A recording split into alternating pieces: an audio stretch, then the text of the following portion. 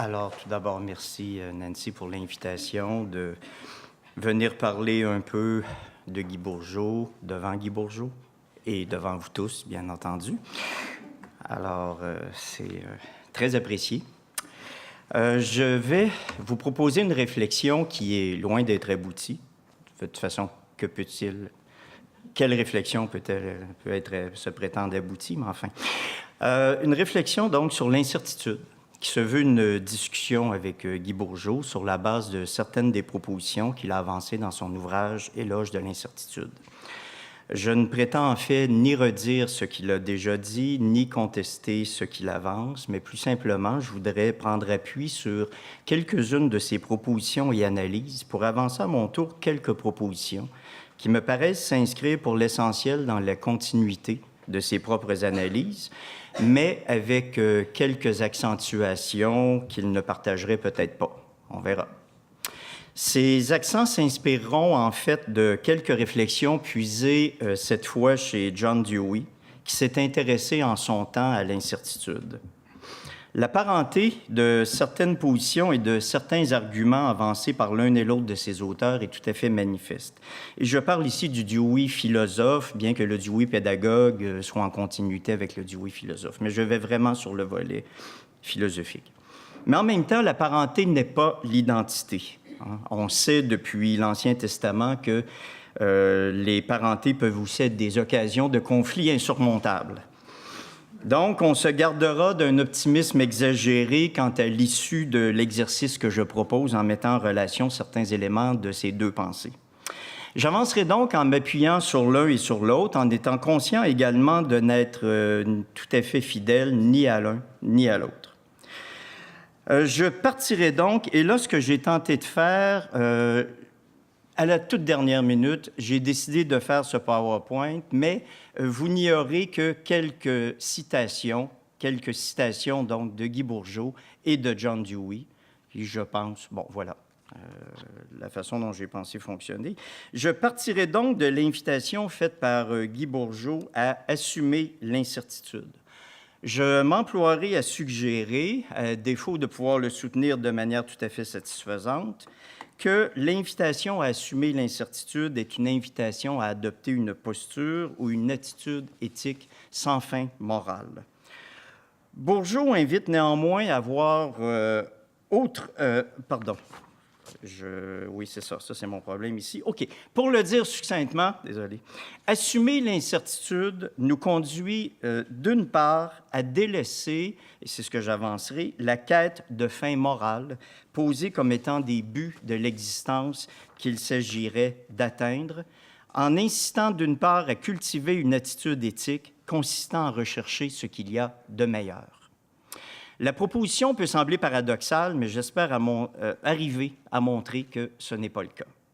Je procéderai en trois temps. Je dirai d'abord quelques mots de la différence entre reconnaître l'incertitude pour ensuite la combattre à tout prix et reconnaître l'incertitude et l'assumer. Comme je l'expliquerai, c'est le point de départ de deux façons très distinctes de se rapporter à nos actions. Je suggérerai que la posture consistant à assumer l'incertitude est d'emblée une attitude éthique. Je m'emploierai ensuite à préciser que l'attitude éthique en question est sans fin morale, bien que l'on doive continuer à rechercher ce qu'il y a de meilleur.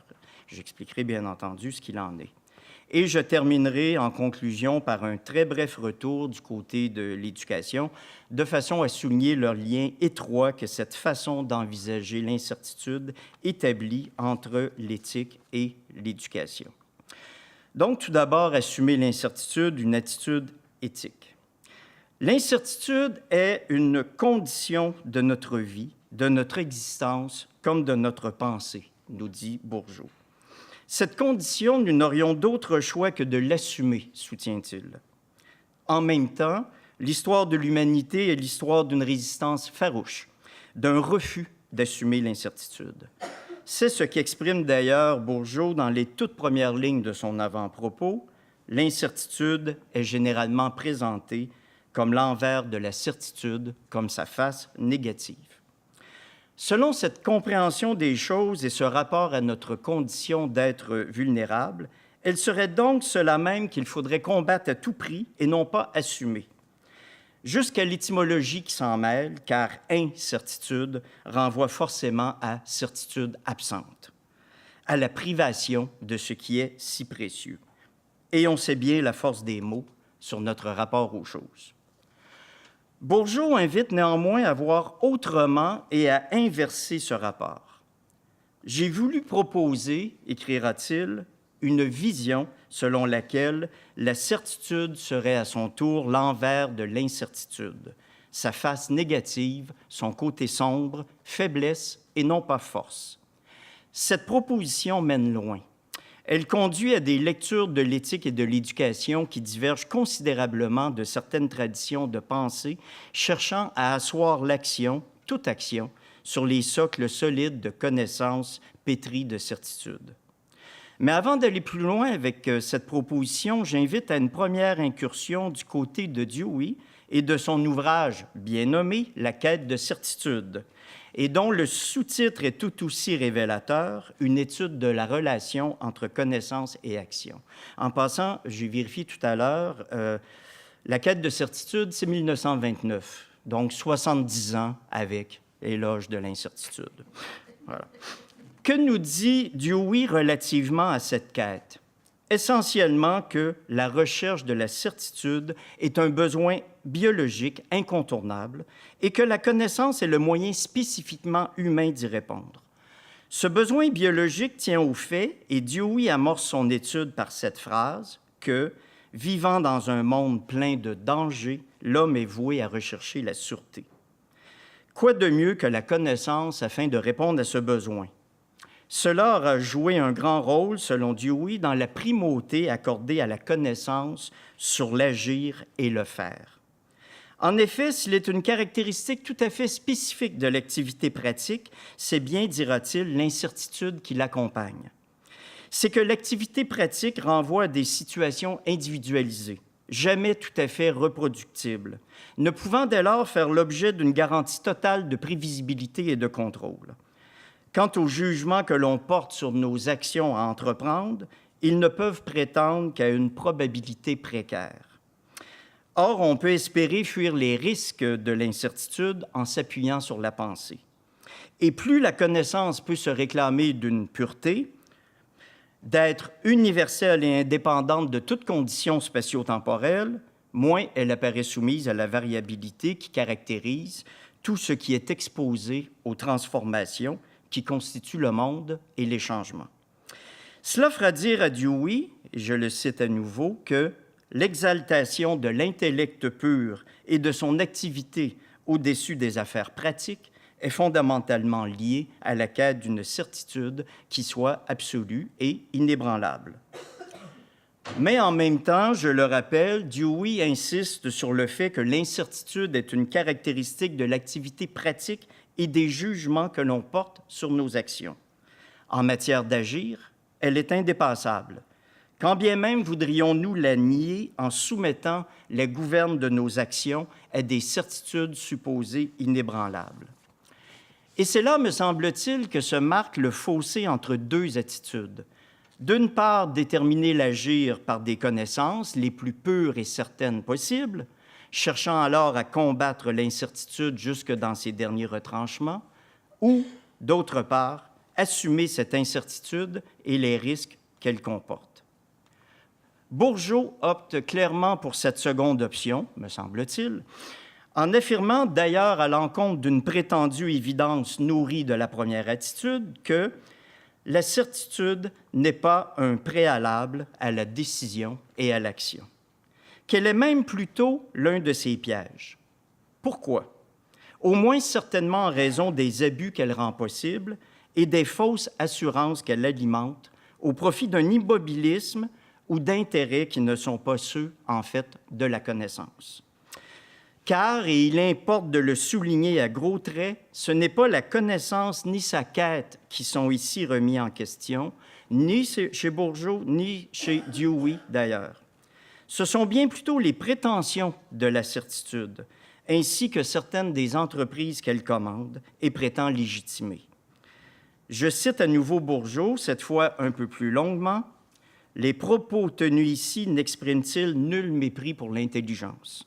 Tout au contraire, en plaidant en faveur de la reconnaissance de l'incertitude et de la résurgence de l'interrogation par-delà les certitudes, j'ai le souci de défendre l'intelligence et de faire en sorte que soit maintenue vivante cette soif qui anime l'aventure individuelle et collective de la connaissance. Est alors mise de l'avant une attitude active et confiante face au pouvoir créatif du doute. Cette attitude, Roberto Frege, grand commentateur de Dewey, l'attribue à ce dernier. En cela, Dewey et Bourgeot me paraissent également se rejoindre. Cette attitude qui consiste à assumer l'incertitude me paraît être profondément éthique en un sens que ne partageraient peut-être pas ces deux auteurs. Et là, je risque. Elle est profondément éthique en ceci, me semble-t-il, qu'elle engage sans restriction celui ou celle qui l'adopte vis-à-vis ses décisions et choix d'action. Au contraire du registre de la certitude, l'incertitude ne rend disponible aucun appui hors de soi qui permette d'opérer quelque forme que ce soit de transfert de responsabilité. Je m'explique. Une certitude, particulièrement en matière de direction de l'action, impose son autorité.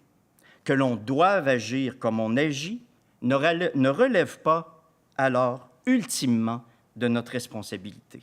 Notre responsabilité est plutôt vis-à-vis cette certitude ou du devoir qu'elle permet d'énoncer. Est-ce que nous consentons ou non à s'y soumettre? En cela, nous sommes responsables. C'est à l'endroit de la certitude que l'on est appelé à rendre des comptes. Suis-je ou non à la hauteur de cette obligation qui s'impose à moi?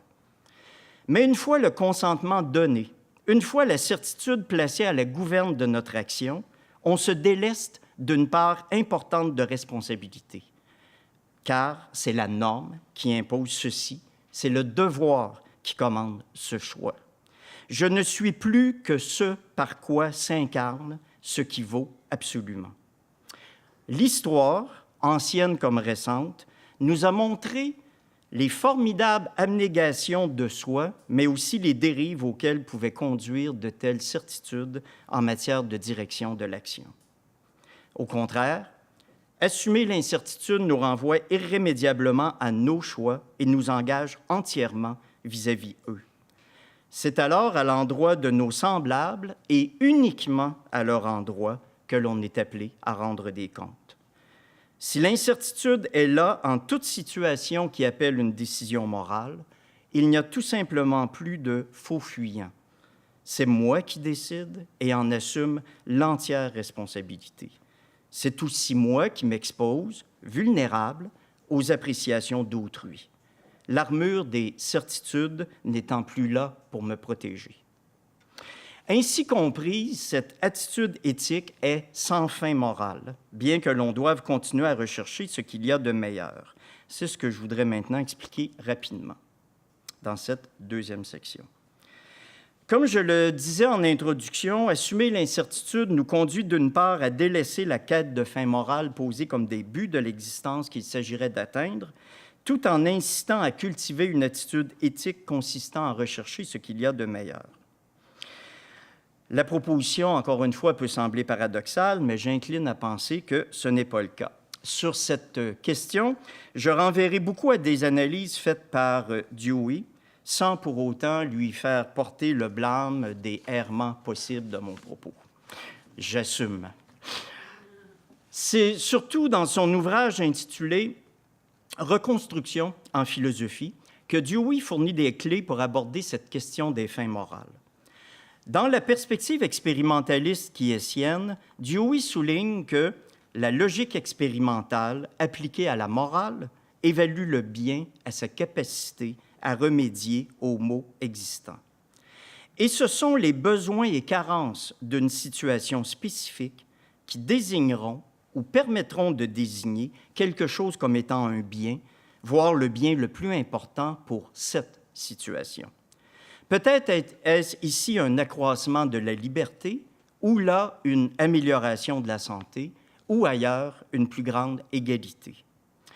Cela ne revient pas à dire que des biens tels que la justice, l'égalité ou l'amitié n'auraient pas une valeur morale importante dans les réponses que nous sommes appelés à apporter aux situations problématiques que nous rencontrons. Mais cela implique d'abord que ces valeurs s'apprécient en situation et que ces appréciations ne peuvent faire l'objet d'une détermination que l'on pourrait vouloir objective et qui devrait permettre de leur imposer un ordre, une hiérarchie, faisant par exemple de la liberté ou de la justice, définie selon des critères bien précis, ce qui devrait s'imposer comme fin ultime en toute situation. Comment élaborer un jugement de valeur dans une situation donnée? Comment trancher entre des biens, demande Dewey dans la quête de certitude. Seul le dogmatique, écrit-il, peut présumer qu'un conflit moral sérieux traduit une lutte entre ce qui est manifestement mal et ce que l'on sait bon, et que l'incertitude tient essentiellement à la volonté de celui ou de celle qui choisit l'un ou l'autre. En fait, poursuit-il, la plupart des conflits d'importance opposent non pas le bien et le mal, mais des choses qui sont ou ont été satisfaisantes. Il n'est pour s'en convaincre qu'à regarder nos débats sociaux actuels sur l'immigration, il y en a été question ce matin, ce sont des biens qui s'y présentent comme difficiles à concilier sous certaines de leurs expressions.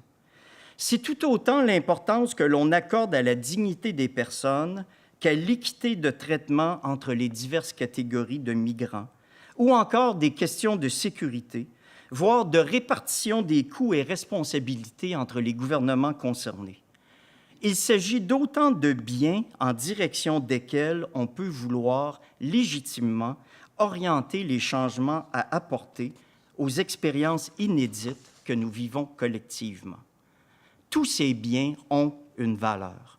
Tous sont ou ont été satisfaisants dans certaines situations. Ce n'est pas une opposition du bien et du mal, mais une rencontre difficile à l'issue incertaine, on y revient toujours, entre des biens que notre expérience collective nous a appris à qualifier de la sorte. Et pour poursuivre avec Dewey, l'on ne peut supposer que nous puissions établir une fois pour toutes une hiérarchie des valeurs en général, une sorte de catalogue qui les dispose selon un ordre ascendant ou descendant de mérite. Dès lors qu'on délaisse le registre des certitudes en matière de décision d'action, il est préférable d'envisager ces valeurs et ces biens comme des directions méritant la même attention soutenue, plutôt que comme des buts de l'existence. Si je l'ai bien comprise, la différence faite par Dewey entre direction et but de l'existence équivaut grossièrement à celle qu'il y a entre une orientation et une destination. Une destination, un but, c'est un point fixe géographiquement, un point stable dont les contours et l'étendue sont clairs. Une orientation, par exemple la direction sud-sud-ouest, est forcément un mouvement, un processus. Dans le renversement de perspective qui est proposé ici, c'est le processus lui-même qui devient l'élément important et non pas la destination, l'issue ou le résultat statique. Pour reprendre un exemple de Dewey, ce n'est pas la santé comme fin fixée une fois pour toutes qui constitue la finalité et le bien, mais l'amélioration nécessaire de la santé, c'est-à-dire un processus continu. La fin n'est plus un terme ou une limite à atteindre, c'est le processus actif de transformation de la situation existante. De même, ce n'est pas la perfection comme but final qui constitue le but de l'existence, mais un processus permanent de perfectionnement, de maturation, d'élaboration.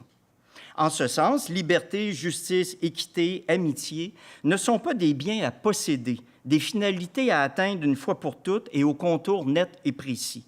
Ce ne sont que des orientations, des directions pour l'action en vue de transformer les situations existantes vers davantage de liberté, de justice, d'équité.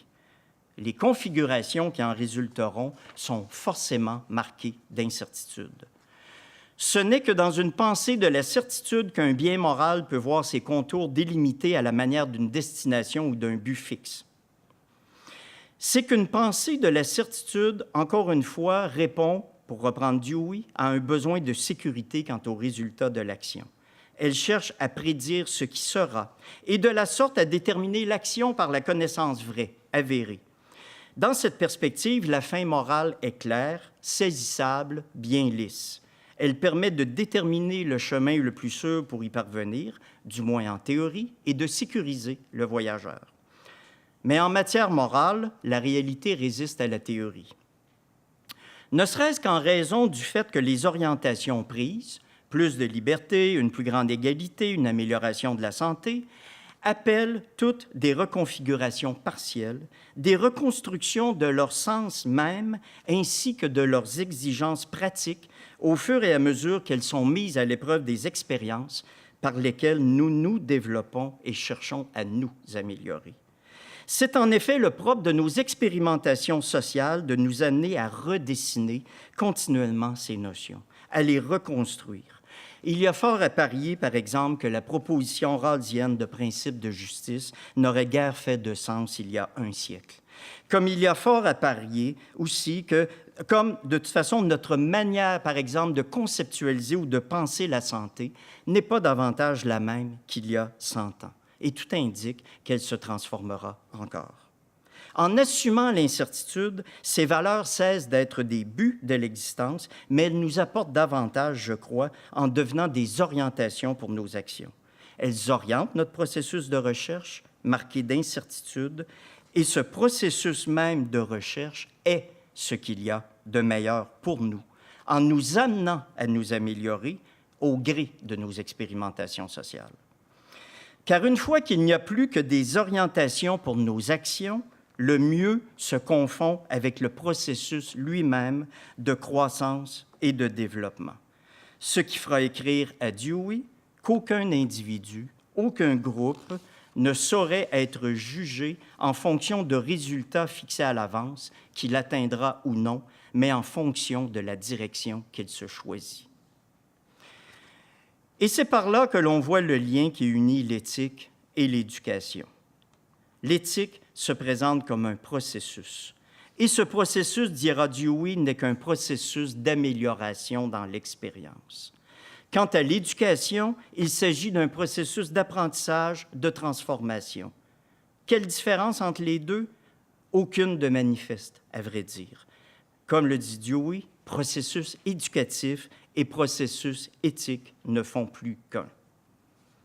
Je termine ces quelques réflexions en revenant très brièvement à l'éloge de l'incertitude de Guy Bourgeot. Lorsque ce dernier nous convie à inverser le rapport habituellement posé entre l'enseignement et l'apprentissage et à donner le pas à l'apprentissage sur l'enseignement. Lorsqu'il invite, à la suite de Mérieux, à faire le pari d'éducabilité, le pari que tous et toutes peuvent apprendre, ont la capacité d'apprendre, et lorsqu'il invite finalement à voir l'école et à la faire, la vivre, comme lieu privilégié de l'inachevé, comme le lieu de l'incertitude où l'on devrait donner droit à la quête toujours inquiète, au sens de jamais tranquille car jamais achevé, j'incline à voir dans ces invitations une proposition éthique et l'expression d'une attitude éthique sans fin morale.